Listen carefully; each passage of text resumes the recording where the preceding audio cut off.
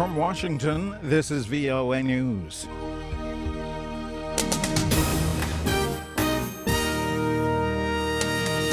The U.S. welcomes a new agreement in Ukraine, and President Obama meets with the Dalai Lama. I'm Vincent Bruce, reporting from Washington. The White House has welcomed an agreement signed by Ukraine's president and 3 opposition leaders Friday to end the political crisis that erupted in violence this week, leaving scores dead. The agreement's provisions include returning to the 2004 Constitution, which would decrease the powers of the presidency and increase those of the parliament. President Obama called Russian President Vladimir Putin today to discuss Ukraine and a range of other global issues. White House Press Secretary Jay Carney. The fact of the matter is, it is in Russia's interests for the violence to end in Ukraine, as it is in the interests of the United States and our European friends, and of course, most importantly, the Ukrainian people. The agreement was signed after President Viktor Yanukovych bowed to opposition pressure and announced he would hold early elections. U.S. President Barack Obama hosted exiled Tibetan spiritual leader the Dalai Lama at the White House Friday. That angered China, which warned of damaged ties with the U.S. Friday's meeting was private and closed to the press. White House spokesman Jay Carney said Mr. Obama repeated his strong support for Tibet's religious, cultural, and linguistic traditions. He commended the Dalai Lama's nonviolent approach for more Tibetan autonomy within China. Press Secretary Jay Carney. The United States supports the Dalai Lama's middle way approach of neither assimilation nor independence for Tibetans in China. The United States recognizes Tibet to be a part of the People's Republic of China, and we do not support Tibetan independence. Mr. Obama met the Dalai Lama in the White House map room instead of the Oval Office, where presidents traditionally hold talks with world leaders. Before the talks, China's foreign ministry urged the White House to cancel the meeting, warning of serious diplomatic repercussions. More on these stories at voanews.com.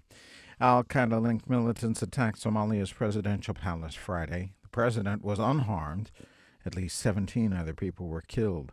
Ali Shabaab quickly claimed responsibility for the attack on the palace known as Via Somalia. The UN Secretary General's Special Representative to Somalia, Nick Kay, said he heard from President Hassan Sheikh Mohammed soon after the attack. The first I heard of it this morning actually was a phone call from the president just after the attack had happened, and he wanted to reassure me that he was unharmed, unhurt, and that the attack had been unsuccessful. UN Secretary General Ban Ki-moon condemned the attack and called on Somalis to remain resolute in the fight against extremism. The UN Human Rights Office says it is alarmed at the reported spike in executions in Iran since the beginning of the year. The office says at least 80 people have been executed, but some reports put that figure as high as 95. Lisa Schlein reports for VOA from Geneva. The UN Human Rights Office says most executions in Iran are for drug-related offenses. Spokeswoman Ravina Shamdasani says these crimes are non-lethal and as such do not meet the international law standard of most serious crimes for which the death penalty can be applied. We have made our concerns known to the government privately and in public. And there were some encouraging signs last year where political prisoners were released. The UN office reports at least 500 people were executed in 2013, including 57 in public. However, some sources think that figure may be as high as 625. Lisa Schlein for VOA News, Geneva. In Egypt, Field Marshal Abdel Fattah el-Sisi is widely expected to become the country's next president, drawing on support from voters tired of upheaval in domestic media that almost uniformly sing his praises. VOA's Elizabeth Arrett reports from Cairo on the seemingly inevitability of another military figure as president. The space for political dialogue in Egypt is taken up very much by one man. Field Marshal Abdel Fattah el-Sisi dominates the landscape. and though he is yet to declare his candidacy, his supporters call him the nation's only hope.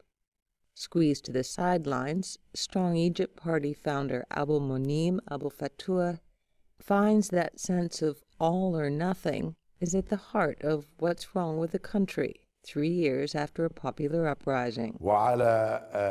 He says politicians lack experience in the art of dialogue, acceptance.